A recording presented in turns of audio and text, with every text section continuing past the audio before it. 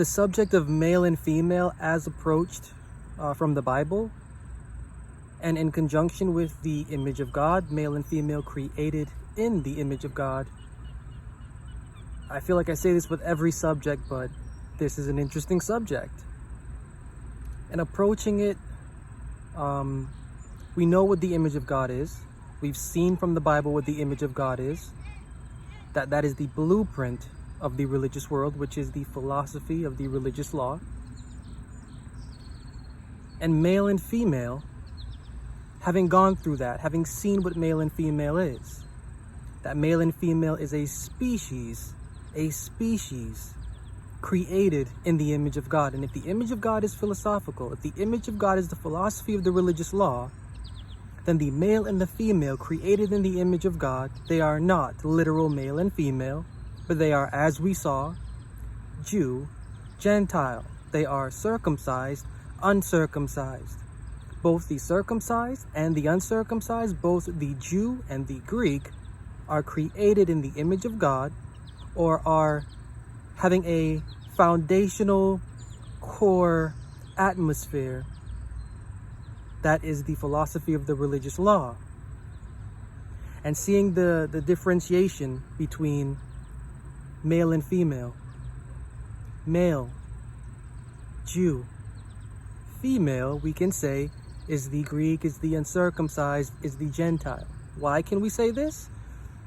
Looking at this carnally, looking at this sensually, the female being more enticing and more alluring, we can coax up to the Gentile or to the Greek or to the uncircumcised side of things.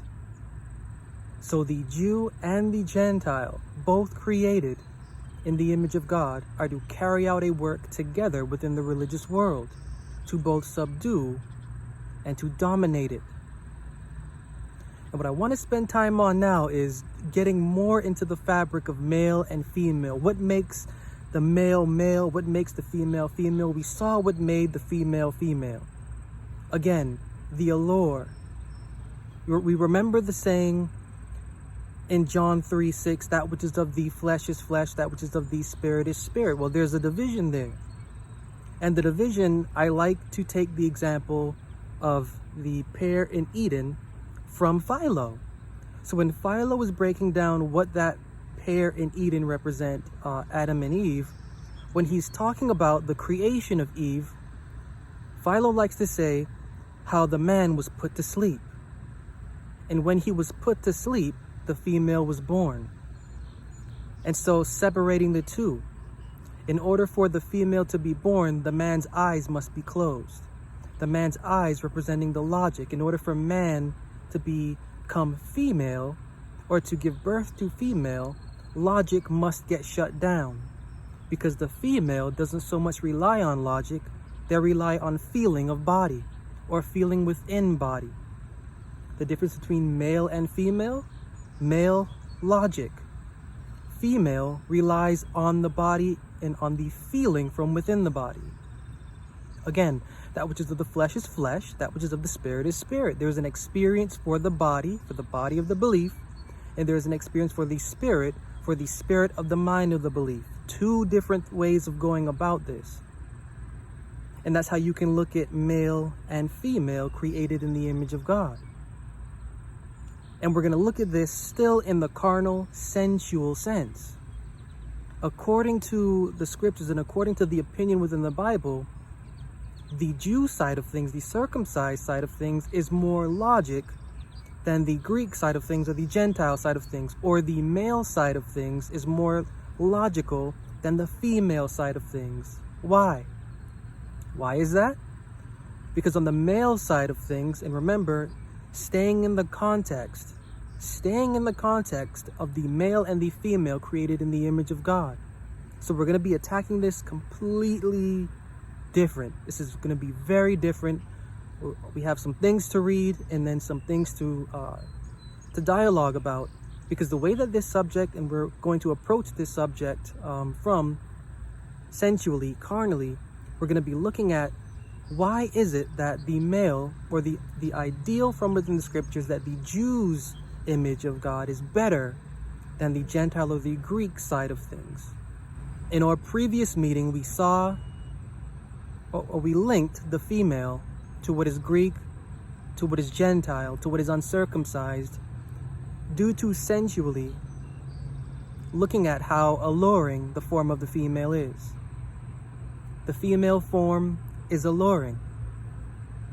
And connecting that sort of alluring form to what is going on within the Bible, we can always find the supposed people of God being allured out of their worshiping of their God to the gods of the worlds around them. Why? Because the gods of the worlds around them, the gods of the denominations around them, they were more alluring. They were more alluring. And so seeing from the first, again in a sensual way, and we're looking at this subject very sensually, we're looking at this carnally, and we're looking at this subject of male and female from an approach, from the opinion that is within the Bible on the surface. And on the surface, the law given by Moses to his people is more intellectually and spiritually sound, along with morally, than the laws of the people that are outside of that camp. They are diverse and separate for this very fact. Looking at Esther chapter 3. Esther chapter 3 in verse 8, and Haman said unto King Ahasuerus, there is a certain people scattered abroad and dispersed among the people in all the provinces of thy kingdom, and their laws are diverse from all people, neither keep they the king's laws, therefore it is not for the king's profit to suffer them. The Jews in this case have laws that are diverse. They diverge from the norm, and they diverge from the norm because there is, in the context of what we're getting at here, no sadistic nature to them. There is nothing perverse within them. They are logical, they are on point, they are rational, and to the point of a moral and religious lifestyle that is beneficial for also secular or professional life. There is wholeness, there is soundness, there is rightness within what the law of Moses is, with what Moses gave to his people. And once again, I'm sticking here to the opinion within the scriptures. When we see these people, the Jews, when we see the circumcised, it is the opinion on the surface of the Bible, of the scriptures, that their code of religion is above every other code of religion. Why? Again, Romans 2, 19 and 20. Romans 2, 19 and 20. And art confident that thou thyself art a guide of the blind, a light of them which are in darkness, an instructor of the foolish, a teacher of babes, which hast the form of knowledge and of the truth in the law. To the circumcised side of things, there is only truth in what Moses gave. On the Jew side of things, there is only truth and knowledge in what Moses gave. Outside of this, although both male and female, although both circumcised and uncircumcised are created in the image of God, although both rely on the philosophy of the religious law, on the circumcised side of things, on the Jew side of things, on the male side of things, there is only knowledge and there is only truth. On the female side of things, or on the Gentile side of things, or on the Greek side of things, there is, according to the opinion within the scriptures, no truth, no knowledge. There is no soundness. There is no viable use for the kind of things that the Greek or the Gentile would have in relation to what the Jew or the circumcised would do. On the other side of things, on the non-circumcised, on the non-Jew side of things, well, these people are barbarians. These people are highly ignorant. These people are without feeling. These people are without understanding. These people, through the use of the image of God, maintain themselves through gluttony and gross pride, lasciviousness, covetousness, everything that is degrading to the human being. Well, that is what they're using the image of God for. But on the circumcised side of things, on the Jew side of things, the opinion again on the surface of the Bible is that there is nothing but knowledge and truth within their use of the image of God. What is the Sabbath of the Bible? In the Bible Sabbath, you'll embark on a captivating journey through the ancient wisdom of the Sabbath, a day of rest and reflection, as described in the Holy Scriptures. Inside of these pages you'll discover a fascinating exploration of the philosophical significance of the seventh day, insights into how the day of rest can improve your well-being and mental clarity, tips on how to incorporate the Bible's rest into your devotional experience. Don't miss out on this incredible opportunity to rediscover the essence of your faith itself. Your gateway to a devotional life of peace, purpose, and profound joy is waiting. Get your copy now and embrace the gift of the Sabbath.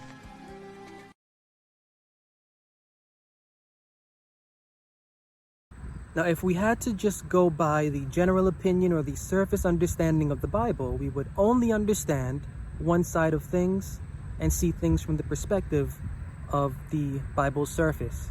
That the Jew side of things, that the circumcised side of things is more valuable than the Greek side of things or than the Gentile side of things.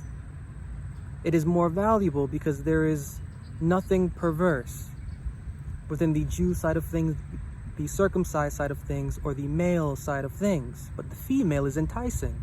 The female is seductive. The female is alluring.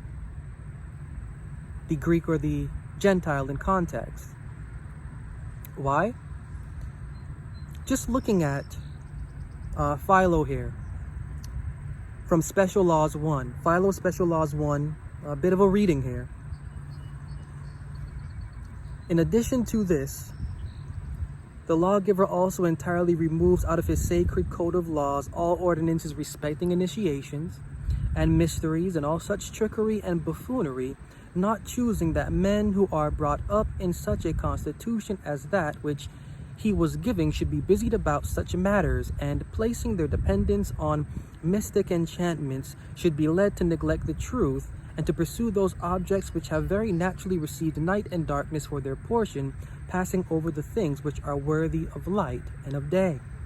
Let no one, therefore, of the disciples or followers of Moses either be initiated himself into any mysterious rites of worship, or initiate anyone else, for both the act of learning and that of teaching such initiations is an impiety of no slight order. For if these things are virtuous and honorable and profitable, why do you, O you men who are initiated, shut yourselves up in dense darkness and limit your benefits to just 3 or 4 men, when you might bring down the advantages which you have to bestow into the middle of the marketplace and benefit all men, so that everyone might without hindrance partake of a better and more fortunate life? For envy is never found in conjunction with virtue. Let men who do injurious things be put to shame, and seeking hiding places and recesses in the earth and deep darkness, hide themselves, concealing their lawless iniquity from sight, so that no one may behold it. But to those who do such things as are for the common advantage, let there be freedom of speech, and let them go by day through the middle of the marketplace, where they will meet with the most numerous crowds, to display their own manner of life in the pure sun, and to do good to the assembled multitudes by means of the principle of the outward senses, giving them to see those things the sight of which is most delightful and most impressive, and hearing and feasting upon salutary speeches which are accustomed to delight the minds even of those men who are not utterly illiterate. And so I find this passage interesting and found it well to share, because this Philo, this is what separates. Philo is separating his side of things, the Moses side of things, the code of Moses side of things, the Jew or the circumcised side of things, from the Gentile side of things, from the Greek side of things. He is separating male from female. The female side of things is alluring due to their mysteries. The female side of things is alluring due to their initiations. The female side of things is alluring due to their occult nature. On the female side, there are many gods. There are gods to be worshipped. There are gods here. There are gods there. There are gods doing this. There are gods doing that. On the female side of things, you must offer to the gods. You must respect the gods. The gods control you. The gods do for you what you cannot do for yourself, despite you believing you can do for yourself what you are doing for yourself. On the female side of things, there is an allure to mystery. There is an allure to the mystery of gods. There is an allure to the mystery of gods overseeing human nature. There is an occult lore, an initiation that is needed, a weird secret practice, theory, and belief that is stimulating to the human being and that is completely alluring to the uneducated spirit of mind, to the devotional character, to the devotional conversation that does not know itself. The female, the Jew or the Greek, will so entice, and enticing cause that conversation, cause that mind to forget about its rational, logical side, and from there on, it will be what it will be due to that other side of things. The male side of things, the supposedly logical image of God, or the supposedly logical use of the image of God, is not supposed to mix with the illogical or the irrational use of the image of God found in the female or found in the Greek or uncircumcised or Gentile. The theme, Genesis, Exodus, Leviticus, Numbers, Deuteronomy, Joshua, Judges, is that, again, the circumcised or the uncircumcised side of things, the male side of things, is not supposed to unlawfully mix with the female side of things or with the alluring Gentile or Greek side of things. Looking in the book of Deuteronomy 18:9 through 14. Deuteronomy 18:9 through 14 reads, "When thou art come into the land which the Lord thy God giveth thee, thou shalt not learn to do after the abominations of those nations. There shall not be found among you anyone that maketh his son or his daughter to pass through the fire, or that useth divination, or an observer of times, or an enchanter, or a witch, or a charmer, or a consulter with familiar spirits, or a wizard, or a necromancer. For all that do these things are an abomination unto the Lord, and because of these abominations the Lord thy God doth drive them out from before thee.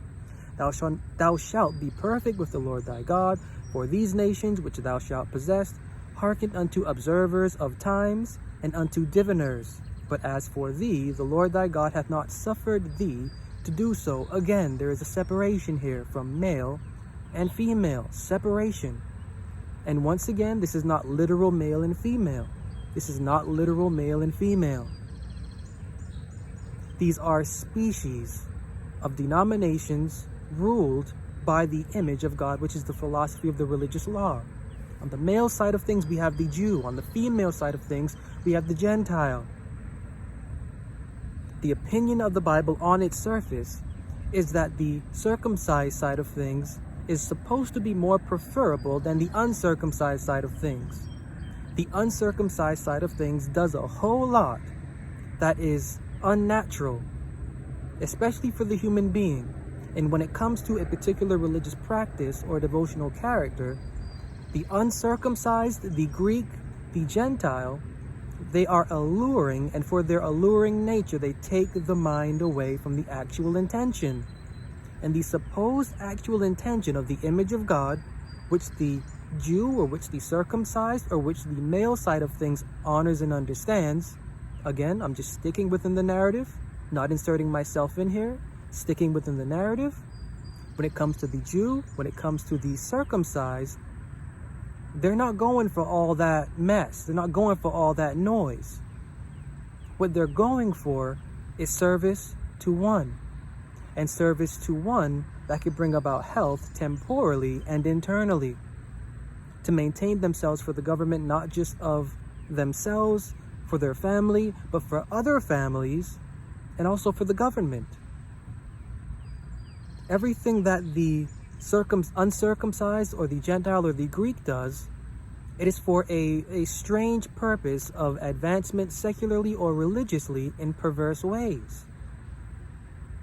They're seeking to many gods. They're believing in many gods. They're doing things with many gods. They're doing things for divination. Their divination is leading to whether or not they should do this, whether or not they should do that. They're holding up a level of standard that is perverse when it comes to their occult species of religion that is contrary to the circumcised or to the Jew, which again, staying to the narrative, is the more preferable.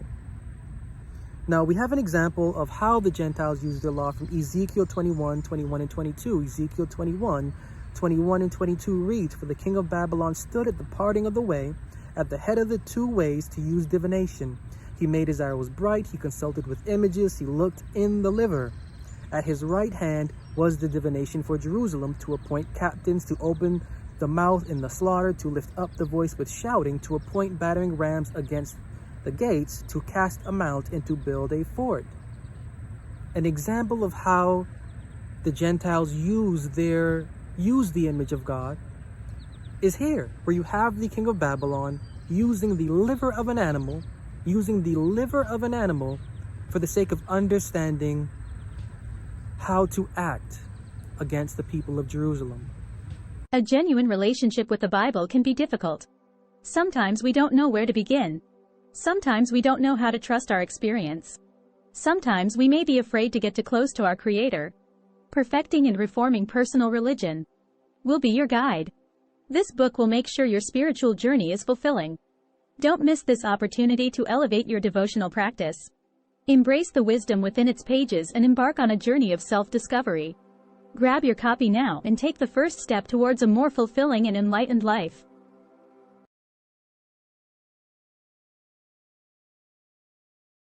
Historically, liver is used for a very specific reason for the Gentiles, for the uncircumcised.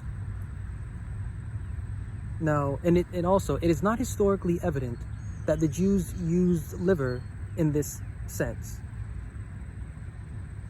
But a common method of divination in antiquity was the inspection of sacrificed animals. The liver was the single organ which summarized the custom of predicting the future among the Babylonians, Etruscans, Greeks, and Romans. The liver was considered the site of the soul, the vital organ, and the central place of all forms of mental and emotional activity. It was not until much later that the heart began to serve this function in these civilizations. Now, their use of the liver was to predict the future. Keeping in mind in the context of the image of God, which is the philosophy of the religious law, they are using the philosophy of the religious law here. They are using their routine according to the image of God in this sort of way. This is the Gentile or the Greek way. Looking at how the circumcised or the Hebrew or the Jew did use the liver. Looking at Leviticus 3:3 through 5. Looking at Leviticus 3:3 through 5. "He shall offer of the sacrifice of the peace offerings an offering made by fire unto the Lord, the fat that covereth the inwards, and all the fat that is upon the inwards, and the 2 kidneys, and the fat that is on them, which is by the flanks, and the caul above the liver with the kidneys, it shall he take away. And Aaron's sons shall burn it on the altar upon the burnt sacrifice." Now, by offering the liver as a sacrifice, one is representing their sacrificing of internal disturbance, of anxiety, of despair, of trouble. Remember, this is Leviticus 3 through 5, a peace offering. By sacrificing the liver, one is sacrificing what has not been maintaining peace, what has been maintaining something contrary to a conscious state of being. When you're sacrificing that liver, you're sacrificing whatever thought, feeling, act, behavior was associated to that, figuratively. Looking at Psalm 46:1 and 2. Psalm 46:1 and 2, "God is our refuge and strength, a very pleasant help in trouble. Therefore we will not fear, though the earth be removed, and though the mountains be carried into the midst of the sea." Looking at Isaiah 52 and 3. Isaiah 52 and 3, "Wherefore when I came, was there no man? When I called, was there none to answer? Is mine hand shortened at all that it cannot redeem? Or have I no power to deliver? Behold, at my rebuke I dry up the sea, I make the rivers a wilderness. Their fish stinketh, because there is no water, and dieth for thirst. I clothe the heavens with blackness, and I make sackcloth their covering."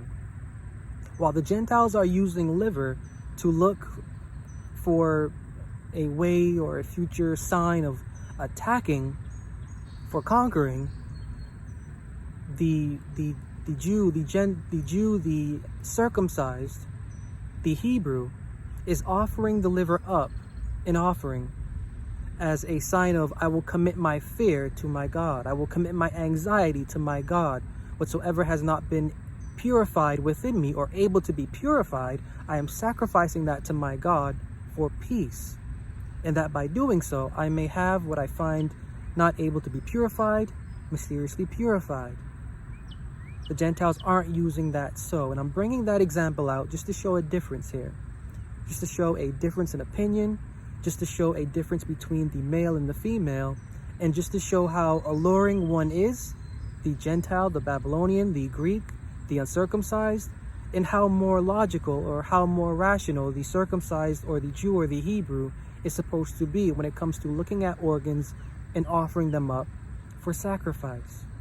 So when I'm going through the subject of male and female and looking at how the male and the female are broken down, and according to the aspect of them being created in the image of God, seeing how one is and how the other is, seeing how one isn't and how the other also isn't, seeing how the two are, yet both using and created to use as a blueprint from times prior, from times present, and into the future, the philosophy of the religious law, well, we can see how they are made up, and we can also see the side of things, how one is supposed to be seen as logical and how the other is supposed to be seen as illogical.